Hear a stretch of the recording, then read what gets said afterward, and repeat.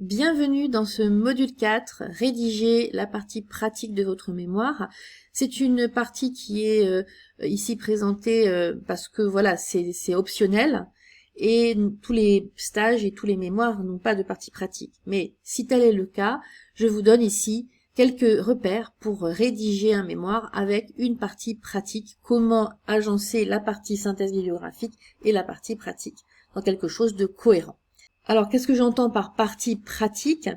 C'est par exemple si vous avez fait une enquête pour votre thèse d'exercice ou bien une mission spécifique que vous avez réalisée au cours de votre stage en entreprise par exemple, ou bien une expérimentation ou une recherche en laboratoire de recherche. Cette partie pratique est très importante car elle va magnifier l'ensemble de votre mémoire et mettre en lumière votre contribution. C'est votre plus-value pour la communauté scientifique, pour la société ou pour votre entreprise. Donc, ne la négligez pas. Je vais donc aborder successivement dans ce module 4, dans de courtes vidéos, de quelques minutes chacune. Tout d'abord, comment dégager une bonne problématique, ça c'est important. Une bonne problématique à partir d'un sujet ou d'un contexte donné. Ensuite, comment structurer cette partie pratique et l'intégrer dans la synthèse bibliographique. Comment bien rédiger une introduction où il y a une partie pratique, c'est un petit peu différent de l'introduction que je vous ai expliquée dans le module 3. Comment présenter vos résultats, les discuter et donner une conclusion intégrée avec une ouverture vers des perspectives. Donc voilà un peu le programme. Je vous recommande d'écouter l'ensemble des vidéos dans l'ordre qui est présenté parce qu'il y a une logique et je fais souvent référence dans certaines vidéos aux vidéos précédentes. Donc pour que vous puissiez avoir une compréhension globale, eh bien vraiment regardez. De toute façon, ce sont des vidéos qui sont assez courtes, donc vous allez vite avoir visionné l'ensemble de ce module 4. Alors voyons d'emblée la structure générale d'un mémoire avec une partie pratique. Que la finalité soit professionnelle ou recherche, globalement, vous avez besoin de faire figurer l'ensemble des informations qui vont suivre. Idéalement, le mémoire va s'articuler autour de 7 principaux chapitres, alors plus ou moins, mais globalement, pensez à ces 7 chapitres lorsque vous réfléchissez à votre plan. Le premier chapitre correspond à l'introduction où on présente la problématique et on annonce le plan. Ensuite, il est nécessaire de faire figurer une synthèse des connaissances qui peut être très approfondie dans le cadre d'un mémoire de recherche et dans ce cas-là, on appellera ça un état de l'art. En principe, c'est quelque chose que vous avez déjà dû faire avant d'attaquer cette partie pratique. Je vous renvoie au module 2 qui vous décrit la méthode pour faire une bonne synthèse des connaissances.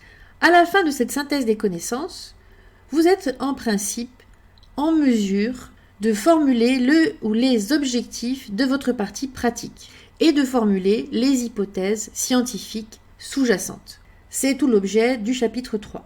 Le chapitre 4, quant à lui, présente la méthodologie de votre partie pratique, c'est-à-dire en gros la cuisine interne que vous avez mise en œuvre pour réaliser votre partie pratique. Ensuite, le chapitre 5 présente vos résultats, votre plus-value, et on poursuit avec la discussion de ces résultats, des aspects méthodologiques et de l'interprétation finalement de ces résultats. Le dernier chapitre est une conclusion qui est synthétique, qui va intégrer l'ensemble des informations précédentes et ouvrir sur des perspectives pour la suite. Alors, cette structuration de mémoire est généralement préconisée pour des mémoires de recherche, mais elle peut aisément être transposée pour des mémoires à finalité professionnelle. Bien sûr, il faut faire valider ce plan, cette structure par votre directeur de mémoire. Vous verrez que parfois il y aura peut-être des aménagements. La discussion peut être présentée conjointement avec les résultats. C'est une manière de faire aussi tout à fait valable. Ou bien au contraire, la discussion peut être présentée dans la conclusion. Donc, acceptez qu'il y ait des variations globales par rapport à ces 7 chapitres. Je vous donne ici des repères. Mais sachez que l'ensemble des informations que je vous présente dans ces 7 chapitres, vous devez les retrouver dans votre mémoire. Alors ce plan a été testé, il a été éprouvé par des générations et des générations d'étudiants, de chercheurs, de professionnels. et il présente l'avantage d'être très structuré, de vous éviter d'oublier des informations importantes et d'apporter finalement de la rigueur dans vos idées.